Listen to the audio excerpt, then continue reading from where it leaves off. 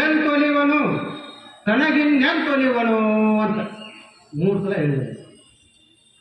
ಕರ್ಣತ್ರಯದ ದೋಷ ಮೀರೆ ಕಂತು ಕಾಲ ಪುರವೈರಿ ಗುರು ಶಂಭುಲಿಂಗ. ಏನು ಪರಮಾತ್ಮನವ ಹ್ಯಾಂಗ ಒಲಿತಾನ?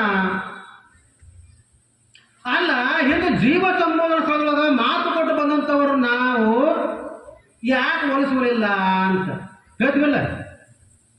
ಆಯುಷ್ಯ ಮಿಹುದೊಳಗಾಗಿ ಕಾಯ ಜಗಿದ ವಿರೋಧಿ ಗುರು ಶಂಭು ಲಿಂಗವನ್ನು ಒಲಿಸಿ ಮಾಯೆಯನ್ನು ಮೀರಿ ಭವನ ಗೆಲ್ಲುವೇನು ಅಂತ ಮಾತು ಕೊಟ್ಟು ಬಂದಿವೆಲ್ಲ. ಹಿಂದೆ ಜೀವ ಸಂಬೋಧನ ಸ್ಥಳದ ಮಾತು ಕೊಟ್ಟು ಬಂದಿವಿ. ಎಲ್ಲೇ? ತಾಯಿಯ ಗರ್ಭದೊಳಗಿದ್ದ ಅಲ್ಲಾಗ. ಮತ್ತು ಒಲಿಸುವಂತ ಅಂತ ಬಂದಂಥವ್ರು ಯಾಕೆ ಒಲಿಸುವುದಿಲ್ಲ ಅಂತ. ಏನಾದರೂ ತಪ್ಪು ಇರ್ಬೋದಲ್ಲ, ಏನಾದರೂ ದೋಷಗಳು ಇರ್ಬೋದಲ್ಲ. ಈಗ ಉದಾಹರಣೆಗೆ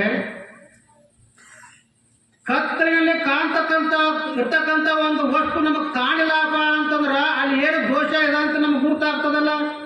ಅಲ್ಲಿ ಕತ್ತಲೆಯ ದೋಷ ಇರ್ಬೋದು, ಒಂದು ಕಾಣಿಲ್ಲಪ್ಪ ಅಂತಂದ್ರೆ, ಅಥವಾ ಬೆಳಗ್ಗೆ ಇಟ್ಟಪ್ಪ ಅಲ್ಲೇ ಕಾಣೋದಪ್ಪ ಅಂತಂದ್ರೆ ಏನಾದ್ರು ಕತ್ತಲೆಯ ದೋಷ ಇರ್ಬೋದು, ಅಥವಾ ನಮ್ಮ ಕಣ್ಣಿನ ದೋಷ ಇರ್ಬೋದು ಕಾಣಿಲ್ಲ ಅಂತಂದ್ರೆ.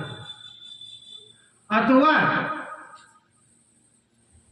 ಈಗ ನಾ ಮಾತಾಡಕತ್ತೀನಪ್ಪ ಅಂತಂದ್ರೆ ನನ್ನ ಮಾತುಗಳು ಸರಿಯಾಗಿ ನಿಮಗೆ ಕೇಳಿಸ್ತಾ ಇಲ್ಲಪ್ಪ ಅಂತಂದ್ರೆ ನಂದು ವಾಣಿಯ ದೋಷ ಆದರೂ ಇರಬಹುದು, ಅಥವಾ ನಿಮಗೆ ಕಿವಿಯ ದೋಷ ಆದರೂ ಇರಬಹುದು. ಯಾವುದೋ ಒಂದು ದೋಷ ಇದ್ದೇ ಇರ್ತದೆ.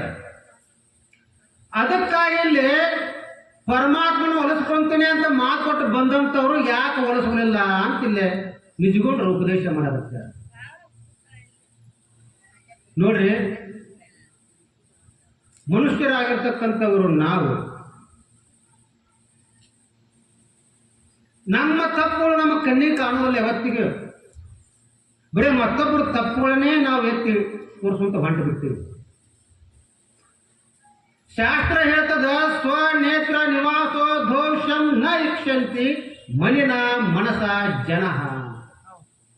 ಸ್ವನೇತ್ರ ನಿವಾಸೋ ದೋಷಂ. ನಾವು ಮಾಡ್ತಕ್ಕಂಥ ತಪ್ಪುಗಳನ್ನ ನಮಗೆ ಕಾಣುವಂಥವು.